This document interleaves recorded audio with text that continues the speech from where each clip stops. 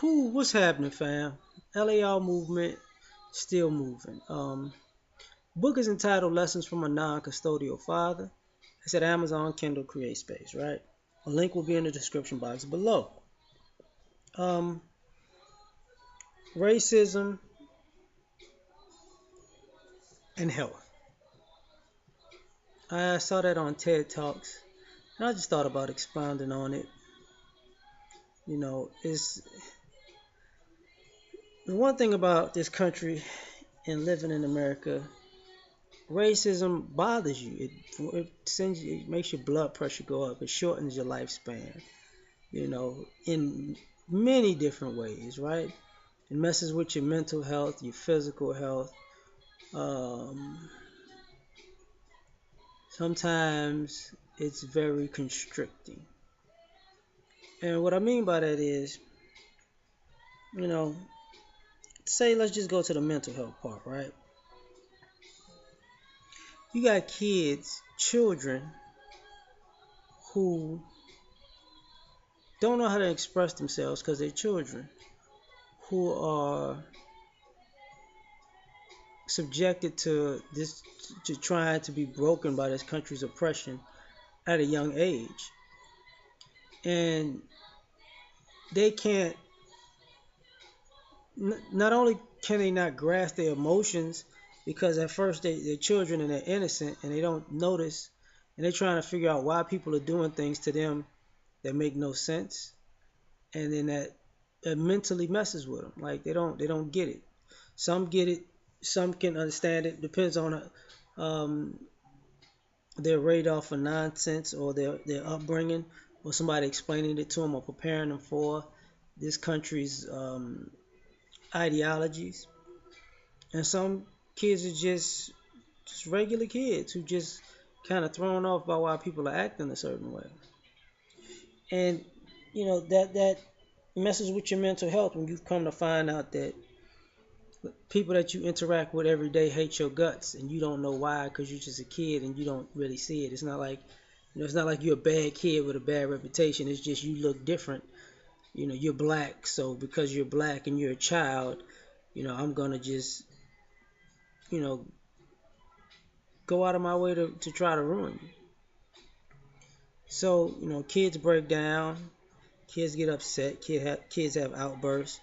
That's part of the quote unquote ADHD, oppositional defiant disorder and nonsense, because if you push a person, they're gonna react. And children are no, all human beings are the same. You push somebody far enough, you're gonna get a response. So, but when you're a child and you respond, they want to section you off somewhere, give you some type of medication. So that's where it first starts with racism and health. To the point where some kids get disgusted and uninterested in school, and sometimes they just fade to the back, don't interact, sometimes don't go to school, sometimes even drop out because their spirit is broken. And this is different. This is different from the kids who just weren't taught anything and they're not as intelligent as other people, and they don't go to school because they're ashamed. That's different. That's two different things. So like I said, that's two different things. But along the way, as you get older, then you become a threat, right? You become a threat to society, and then people want to, as you're a teenager, people want to fight you and pick and pride with you and hopefully set you off because now you're going through puberty and you challenging adults, and this is a way to um, ruin a kid's reputation or ruin their hopes and dreams and set them off to get into a fight to lock them in jail or just make up an excuse to shoot them. This is what that's about. And like I said, that's a health issue because mentally and physically, because health, you could die because of this type of stuff. People will kill you and feel and go home feeling so vindicated with their lives, like they did something special by pushing a teenager to their breaking point. Same thing with the females. This is when those hair things and the clothes things really kick in, and girls become sexual objects. And if the wrong guys get a hold of them, whether they're um,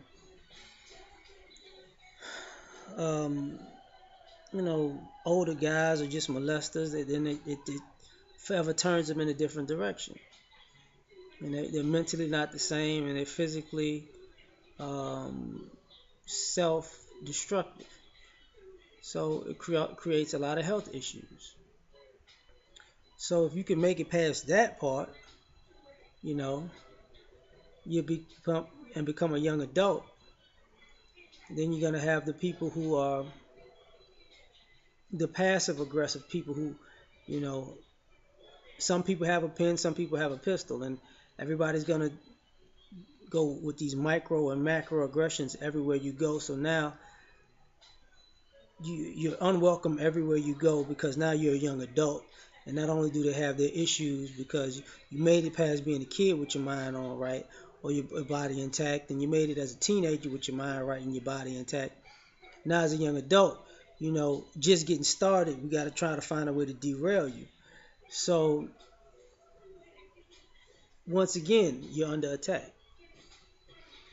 And now as an adult, you might be big enough to defend yourself, and that's why I say it's a pen slash pistol, because some people may be bigger than you or more grown than you are, and they have adult strength, and you're still like in that tweener stage between childhood or teenage and adult strength. So you might not be able to overpower somebody. Or if you're one of those people that are physically imposing, you know, they'll be passive with you and at the same time use a pen to try to destroy your life. And you're figuring this out as you go because your mind works much faster and you can piece things together faster. And now you don't know how to respond because now you don't know the ins and outs of bureaucracy and politics and how people play these games and use their networks and reputations and good and bad connections to basically try to sabotage your life. But now you're figuring out what people are, who people are, how they operate, and how they get down, how they befriend you to stab you in the back, and all of this makes your blood boil. So of course it eats at your health. Not to mention this whole time when you're growing up, if you're in a situation where your parents are under this constant thing, you might have been eating bad the whole time because they're still trying to process as adults the onslaught of life and the responsibilities of being an adult and taking care of kids. So they might have been slacking and feeding you properly to keep you healthy enough to be able to process all of this nonsense faster and get it out of your system, right?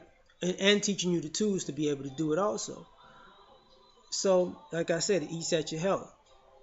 And then you become an adult, you get older, and you realize, you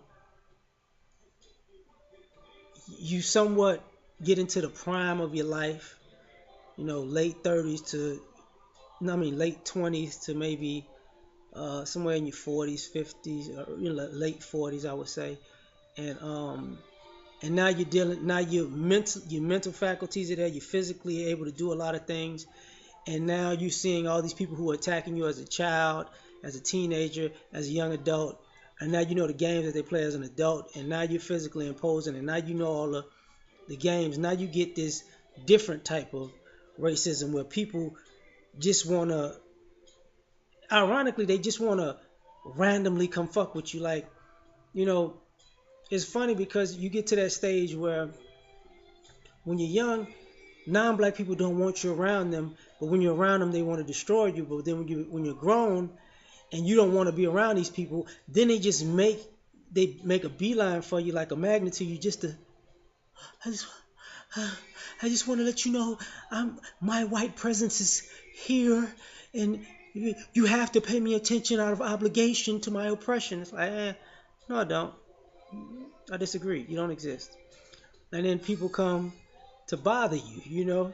And sometimes, and then you got to fish through, is this just another asshole trying to pose?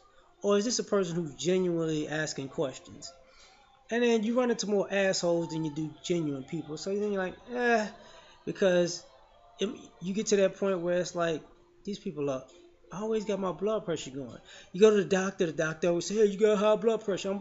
And I remember going to my doctor years back.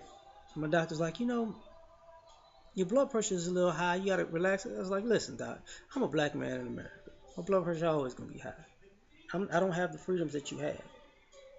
I'm not taking a pill for that. Can't take a pill for that. You know. But all of the microaggressions and the macroaggressions and the little slick stuff people do. You try to buy a house, like I want you in this neighborhood. You try to buy an apartment, I want you in this neighborhood. You try to buy a car, they try to, make you pay overpriced rates or try to screw you over. You get a ticket, they turn the ticket into 5 tickets, and you know, even people in your own race are trying to use the system against you because it's racist, and they know they can stick it to you more because you're black, and it's like this complete onslaught from here and there, and after a while you get tired because you never really get the lash out and get a motherfucker because everybody who's playing into racism and perpetuating it and keeping it going and trying to benefit of it and making their life's work to just fuck with your life, they're all under the umbrella of protected groups and victimhood. You know that so all of us so you have to like be like a perp like a don or something to get somebody to get some retribution, and then when you want to and you get away from people, then they make their way to mess with you. You know, because like I said, I live in the suburbs, and it's funny to me how you know you pull yourself up by your bootstraps and you get the American dream, and who's fucking with your shit and fucking up your shit? Your white neighbors. The ones, stay off my property, stay off my grass. As long as you're one of those good Negroes, shut y'all fake asses up. You know, y'all have your dogs shitting in our yards and your kids throwing trash in the grass. You get motherfuckers hopping the gates and breaking the gates. Motherfuckers putting handprints and on all on your home and put dirt stains everywhere. While mind you, they keep their shit pristine. So, but when you punch a motherfucker in the mouth, you know, you have your family over, they call the cops. Oh my God, they have a get together. I don't know what they're gonna do, officer. Maybe it's a Snoop Dogg concert. That type of stuff, right? And after a while, it eats at your health, and the people are like, why do these black people die so young?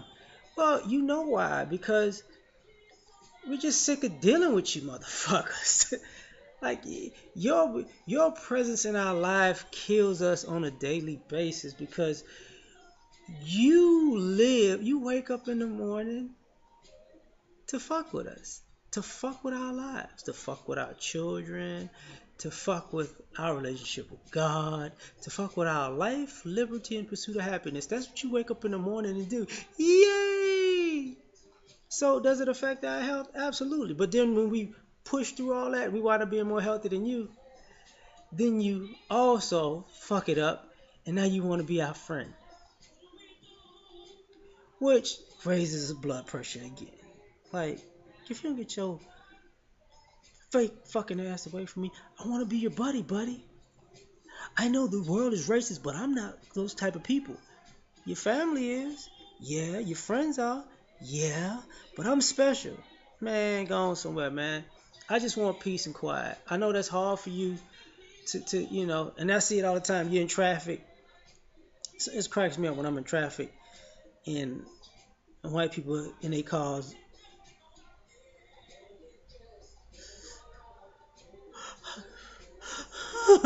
Why are you driving that car? Hey, are you okay?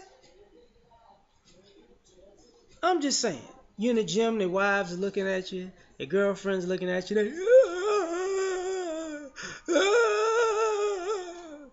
You in the shower, they walking by. He's got a black man's dick. Like, it's just like ridiculous. Like, but this is, but it all affects your health. But I would say after a while, you grow a sense of humor. So keep your sense of humor, and it'll affect you less. And eat healthy and work out. Meditate. Peace.